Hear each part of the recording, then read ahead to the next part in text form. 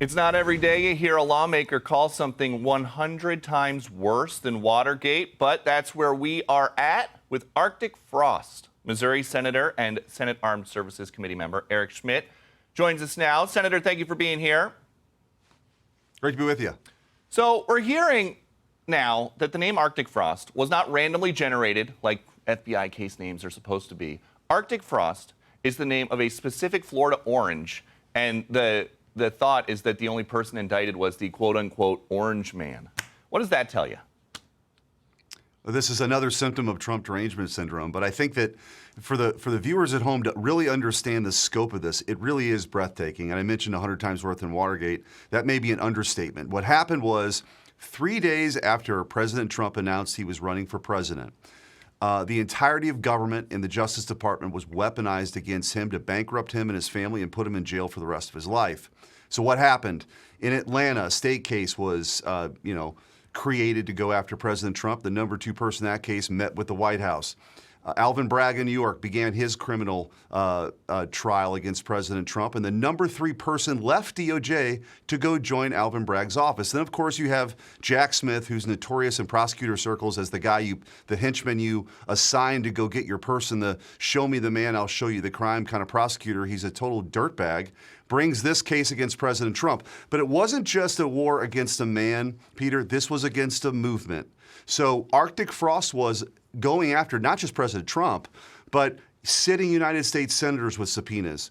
The Republican Attorneys General Association, I happen to be the chairman of that organization at the time, Charlie Kirk's organization, this massive dragnet to sweep up people because they were Republicans. That was their crime. So this is sweeping. It's huge in scope.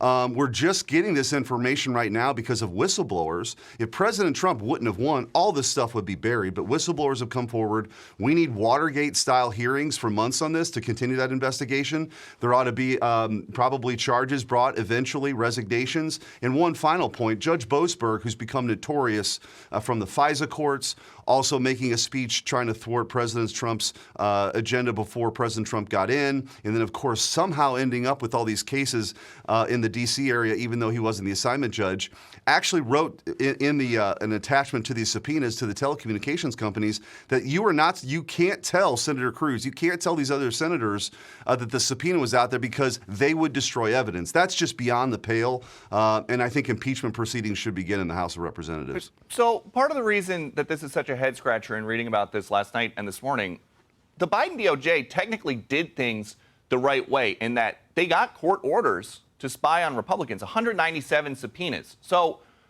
was this an abuse of process, or does the Justice Department just have crazy rules that make it really easy to spy on whoever they want? Well, of course, the subpoena power for a special prosecutor is enormous, and it can be abused. That's the challenge here, right? Having served as an attorney general before being a prosecutor, it's an enormous amount of power given to one person, and you have to have restraint. But the reason why Jack Smith was appointed here is because he doesn't have that. He's notorious for that. There's other cases where he's been disciplined for that. So the reality is this is a guy who was set out to go get President Trump. And it didn't matter how they got it. But then, of course, that turned into something bigger. And they used January 6th as this predicate to sweep up organizations whose only crime was they were conservatives. They supported President Trump. And we just simply can't have that in this country. It's a really dangerous road to go down. And I think that, again, there need to be consequences here. Jack Smith is still saying that he wants to come and testify in open hearings, open congressional hearings. He obviously thinks he's got the goods on somebody. But if he does testify, Republicans like you, with a lot of cross-examining experience, could cross-examine him. So is that something that's going to happen? Bring it. I hope so. I do think, though, that the thing that has to happen first, though, is, and I mentioned these kind of Watergate-style hearings, we need to get all of the information, because what we don't want to have is a situation where Jack Smith, because of some of the records that are still closed from grand juries, he's the only one who's seen those. I think we need to be able to see all of this stuff. And I think the more that we see, just like the revelations from Chairman Grassley this week, further kind of highlight the abuse that took place through Jack Schmitt. I also think, by the way, we ought to have an investigation about the coordination that happened. There's no reason in the world why a state prosecutor in Georgia would be meeting with the White House about a state charge. There's no reason why the number 3 person at DOJ would leave that position to go to a district attorney's office to get Trump. So I think we need to understand what kind of coordination was happening with Jack Schmitt, with these other prosecutors. There's a lot more there. I think we need a lot more information before we have those hearings, though. And so you're saying it's 100 times worse than Watergate. Watergate-style hearings are incoming. With Watergate, there was clear accountability. Nixon resigned. So who do you want to resign, or who do you want to be impeached as a result of this down the road? Well, I think we've seen enough for Judge Boasberg because of the abuse, I think, by basically through judicial fiat saying that sitting U.S. senators would destroy evidence. He had no basis for that, and that was his ruling. And I think it's worth an inquiry of, he was on vacation, Peter. When President Trump came into office, he was on vacation. The D.C. area has 1 assignment judge per day. He wasn't the assignment judge. You know, he was the presiding judge, but he's on vacation. He got these cases at 1 a.m. Was he tipped off?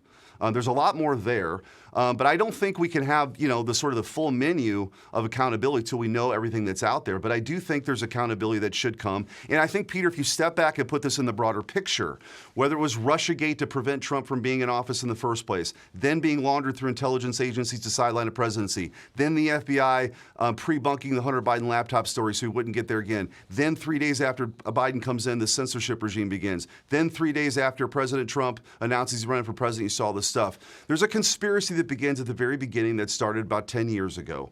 And a conspiracy, if you're a co-conspirator in mile marker 1, even though you take an exit ramp in mile marker 5, you're still co-conspirator and liable for the criminal activity of mile marker 10. I think we're at mile marker 10. So I think this conspiracy that began with Clapper and Comey and Brennan 10 years ago, I think that needs to play out in court as well. This is a crazy story, Senator Schmitt. So thank you very much for joining us. And as things happen, please come back. We'll do it. Hey everyone, I'm Emily Campagno. Catch me and my co-hosts Harris Faulkner and Kaylee McEnany on Outnumbered every weekday at 12 p.m. Eastern, or set your DVR. Also, don't forget to subscribe to the Fox News YouTube page for daily highlights.